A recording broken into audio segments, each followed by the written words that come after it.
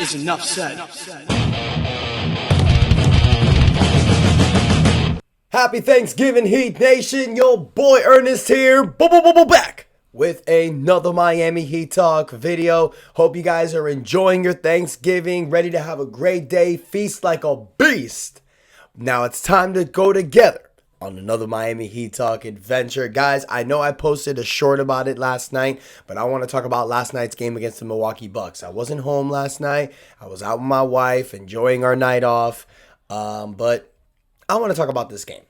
The Miami Heat win against the Milwaukee Bucks, 106-103. This is a Milwaukee Bucks team that did not have Giannis Antetokounmpo last night. A Milwaukee team that's been struggling as of late. So I really thought the Heat should have put the pedal to the metal in this game. Should have dominated Milwaukee. Should have had a double-digit win. That didn't happen. But hey, at the end of the day, you guys, a win is a win. Right now, the Miami Heat sit at a 13-6 record. We are still third in the Eastern Conference. We are one game above the New York Knicks, and we're one game below the Toronto Raptors. So we're right there in the mud, you guys. We're right there in the top four in the Eastern Conference. It's like I've been saying for weeks now. This Miami Heat team are contenders in the Eastern Conference, and their record and their placement in the standings shows it. I understand how people may say, hey, it's the beginning of the season. Technically not. We're 19 games in.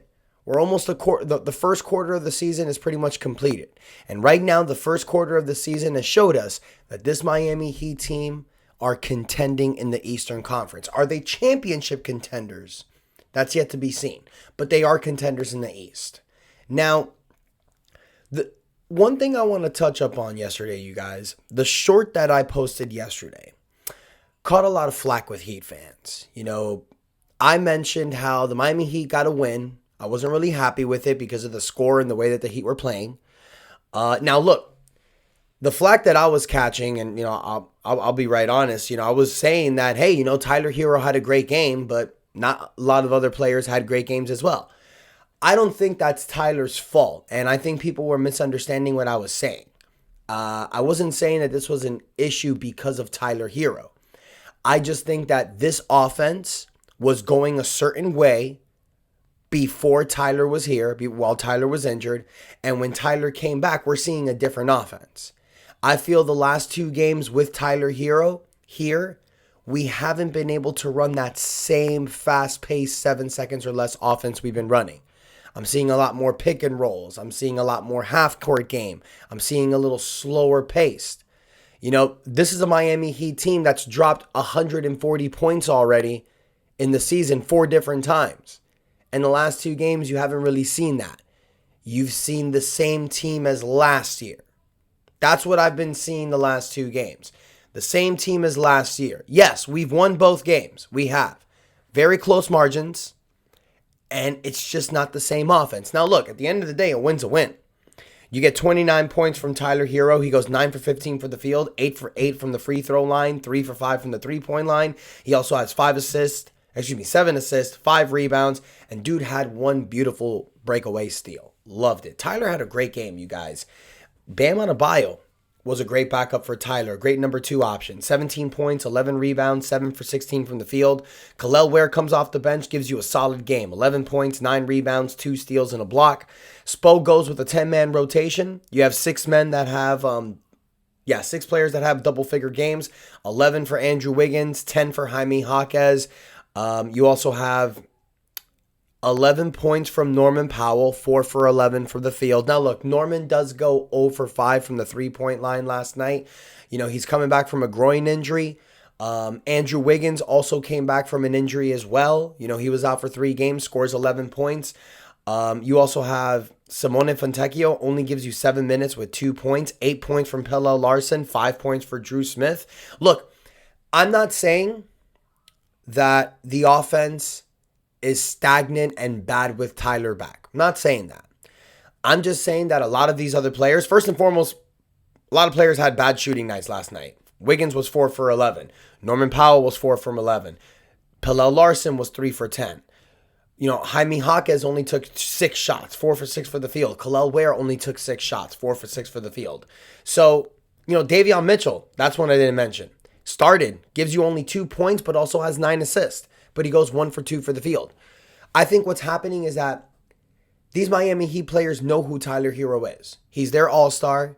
He's their best player. He's coming back. You got to give him his, you got to feed him the ball. You got to feed him the ball. But I think this Miami Heat team, especially Spo, needs to figure out how to implement this new fast-paced offense with Tyler on the team. It's going to take some time. It is going to take some time, you guys. I did say this. Tyler coming back is not just going to instantly activate this offense. You have to work around it. It's going to take a few games. But Heat Nation, I want to ask you guys right now. Are you concerned? The last 2 games with Tyler Herro on this team, is it causing concern? I don't think so. Last night you saw Tyler Herro and Norman Powell for the first time together. Like I just said, the first time. This is basically the start of a new season getting Tyler Herro and Norman Powell together. Because Spo needs to figure out how to make this work. We cannot allow Norman Powell to lose his heat. We cannot let him lose his spot on what he was doing earlier this season. You got to give Norman the rock and you got to feed him the ball. He needs to be taking more than 11 shots a game. And I understand that we're spreading the ball. We're allowing everyone to eat. You have Tyler Herro who took 15 shots, Bam who took 16 shots, Powell and Wiggins both took 11 shots. I understand that we need to implement this team together. We need to get them adjusted together and we need to get the camaraderie together, but we also need to get the chemistry together. So Heat Nation, are you guys concerned? Let me know what y'all think in the comments. Again, I'm not saying that this team is bad by any chance, you guys. I am not saying that Tyler Herro's ruined this offense, but I am saying that I am noticing something different about this offense since Tyler has been back. And that's something Spo needs to figure out. Because we have a huge test on Saturday, you guys. We're playing the Detroit Pistons. Now, we're playing them here, so we have the advantage. But the Pistons are a tough-ass team, man. They lost against Boston last night, so now they're 15-3, but they got a stranglehold on that first place. So y'all let me know in the comments what you think. Do you think that he could take it to Detroit? Do you think Spo will figure this offense out by the time the game gets to Detroit, or do you think it's going to take more time? Let me know what y'all think in the comments, but don't forget to like, share, and subscribe. I want to take a moment to thank all you guys. Yesterday, I got great news from YouTube. I am officially a part of the YouTube partnership program. Again, I'm being monetized after 3 months, you guys. This was hell, but I appreciate y'all sticking with me. Thank you guys so much. You're the real MVPs. And until next time, your boy Ernest out, and that is enough said.